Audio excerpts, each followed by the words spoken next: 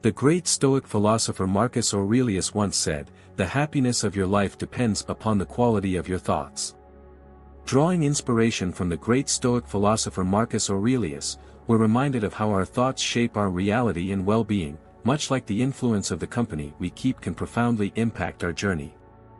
Certain habits can silently steer us away from the Stoic path. Today, we will delve into the 7 anti-Stoic habits that might lurk in our daily lives and explore ways to reclaim our Stoic direction and inner peace. Before we begin, I would appreciate it if you liked the video so that you can help me continue spreading the Stoic philosophy. If you are not subscribed, I recommend you subscribe and activate the bell so you don't miss any video. Habit number 1, complaining about things outside your control. Imagine being at a picnic where everyone is enjoying themselves, the sun is shining, the food is great, and then suddenly clouds gather, and it begins to rain. While most would pack up and move inside, finding joy in the change and savoring the smell of rain, there will be a few who'd let this unexpected turn ruin their day, complaining about the weather, the bad luck, or their ruined outfits. This is a classic example of being affected by things beyond our control. Life, much like the weather, is unpredictable, and while we can't control the events that occur, we certainly can control our reactions to them. Stoicism is rooted in understanding and internalizing the difference between things we can change and those we can't. The act of complaining, especially about things beyond our grasp, is a futile exercise that saps our energy and time. It chains us to a perpetual state of discontent. In a real-world setting, consider the workplace. We all have encountered colleagues who spend considerable time lamenting over decisions made by higher-ups or changes in company policies. Rather than adapting and finding ways to work with the new parameters, this constant complaining affects their productivity and peace of mind. It also creates a negative environment for those around them. To combat this anti-Stoic behavior, one could heed the wisdom of Epictetus. We should always be asking ourselves, is this something that is or is not in my control? When faced with such situations, instead of voicing discontent, a more Stoic approach would be to ask, how can I adapt to this, or what can I learn from this situation? By doing so, we reclaim our power and maintain our inner peace, ensuring that we remain unshaken by external events, no matter how unpredictable they might be. Habit number 2, seeking external validation. Picture yourself working on a project for weeks, pouring your heart and soul into it. Once complete, instead of feeling proud of your accomplishment, you find yourself constantly checking for likes, comments, or any form of acknowledgement on social media. Or perhaps you've bought a new outfit, and instead of wearing it because it makes you feel confident, you're seeking compliments to validate your choice. In our digital age, this need for external validation is amplified. Social media platforms thrive on our human desire for affirmation, making it easy to fall into the trap of quantifying our self-worth with metrics like followers, likes, or shares. However, this is a shaky foundation to build one's self-esteem upon, as these numbers are fleeting and often influenced by factors out of our control. Practically speaking, relying on external validation is like being on a seesaw. One day you're up because of the praise and attention, and the next, you're plummeting down due to a lack of it or, worse, criticism. This volatile emotional roller coaster prevents us from having a consistent sense of self-worth and peace. The Stoic approach would be to find validation from within. Stoicism teaches us that self-worth should be anchored in our virtues, actions, and personal growth, rather than the fickle opinions of others. As Epictetus wisely stated, it's not what happens to you, but how you react to it that matters. This means that the true measure of our worth isn't the praise or criticism we receive from others, but how we evaluate and feel about our actions and decisions. To embody this Stoic principle, the next time you find yourself seeking validation from external sources, pause and reflect. Why do I need this validation? Am I proud of my actions or decisions? If the answer is yes, then that alone should be enough. Remember, while feedback can be useful for growth, your self-worth should come from within, rooted in your actions, intentions, and integrity, rather than the ever-changing opinions of the world around you. Habit number 3, being a slave to your emotions. Picture yourself at a family gathering where a relative, perhaps unintentionally, makes a remark about a choice you've recently made, whether it's a new job, relationship, or even a lifestyle change.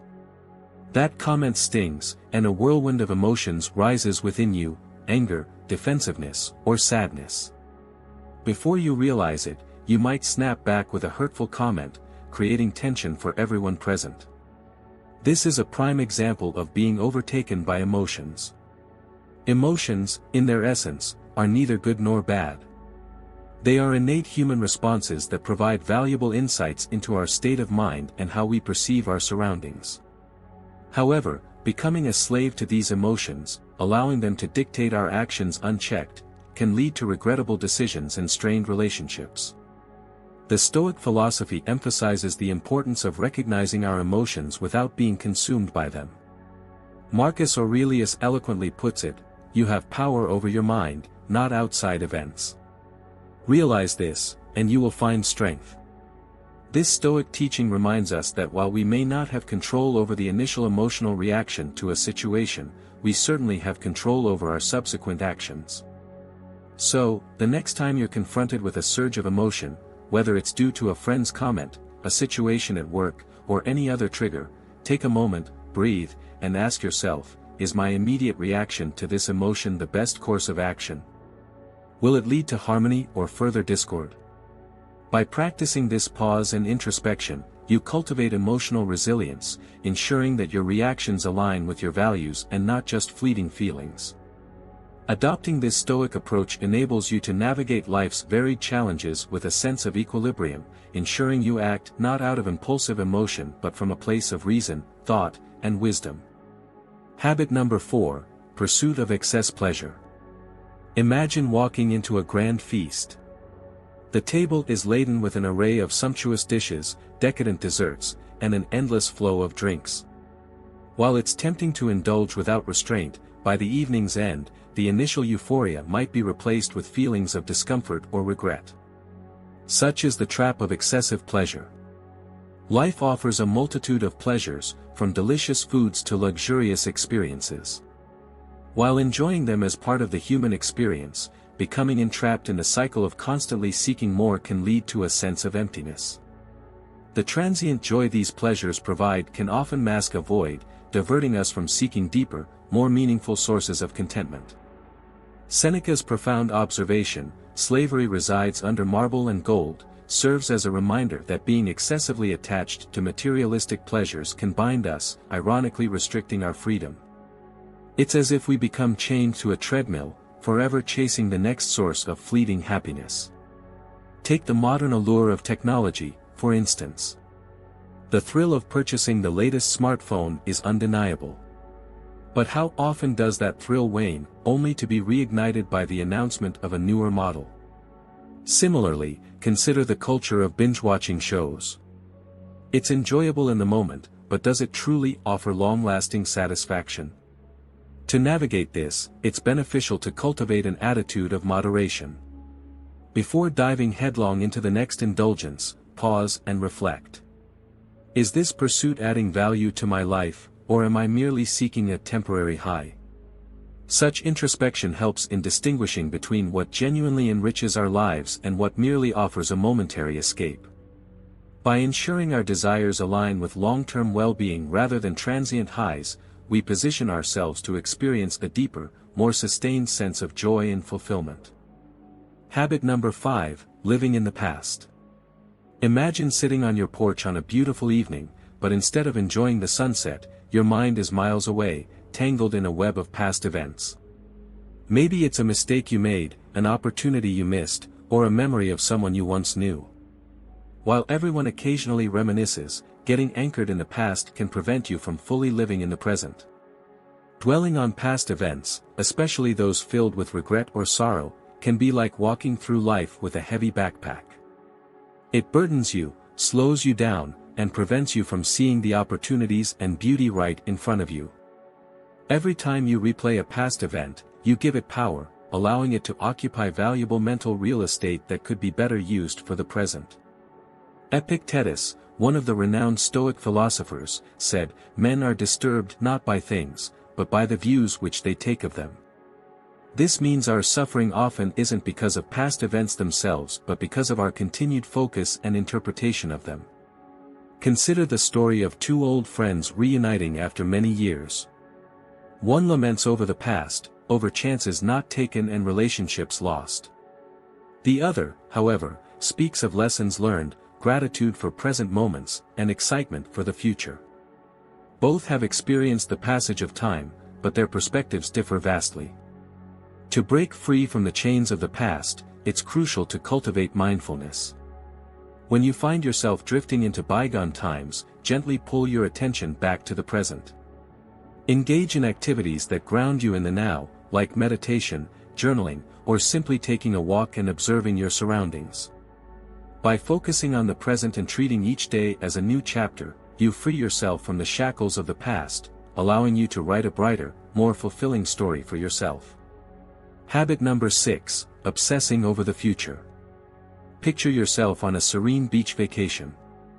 The waves are gently lapping at the shore, a pleasant breeze is blowing, but instead of being in the moment, you're lost in thought, worrying about an upcoming work project, a financial decision, or any number of future uncertainties. While it's natural to think about and plan for the future, being consumed by it can rob you of the joy and experiences of the present. Consistently projecting into the future can be likened to standing at the base of a vast mountain, constantly looking at the peak without appreciating the journey. It's easy to get caught up in what-ifs and hypothetical scenarios. This perpetual state of future focus can lead to anxiety, restlessness, and even a feeling of being unanchored. Marcus Aurelius, the Stoic emperor, wrote, "Never let the future disturb you, you will meet it if you have to, with the same weapons of reason which today arm you against the present." This insight suggests that no amount of worry can change the future, but our reactions and preparations in the present moment can. Consider two students before a major exam. One is constantly anxious, imagining all potential negative outcomes, while the other focuses on the present, studying and preparing to the best of their ability. Both are aware of the upcoming challenge, but their approach and mental state differ significantly. To avoid getting trapped in endless future-focused loops, it's essential to ground yourself in the present. Whenever you catch yourself drifting into the realm of future anxieties, practice mindfulness exercises, such as deep breathing or sensory focus, to bring yourself back to the here and now. Remember, while it's prudent to prepare for the future, it's equally vital to live and cherish the present, for it's the only moment truly within our grasp. By maintaining a balanced perspective, acknowledging the future but embracing the present, you set the stage for a more harmonious and fulfilling life journey. Habit number 7, seeking perfection in everything. You're hosting a dinner party at your home. The guests are enjoying themselves, the ambience is lively, and the food is delightful. But instead of reveling in the moment, you're fixated on the slight oversalting of one dish or the minor imperfection in the table setting. This incessant pursuit of perfection in every little detail can become an overwhelming shadow, casting a pall over even the most joyous occasions. In today's age, with the surge of social media and the constant barrage of picture-perfect lives, there's an amplified pressure to attain perfection in all facets of life, whether it's the flawless appearance, the ideal relationship, the dream job, or the impeccable home. The quest for perfection can become a relentless treadmill, always running but never reaching the desired destination.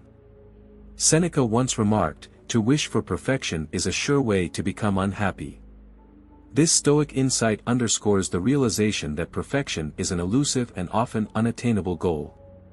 Striving for it can lead to a sense of perpetual inadequacy, frustration, and even burnout. Think of a renowned artist working on a masterpiece.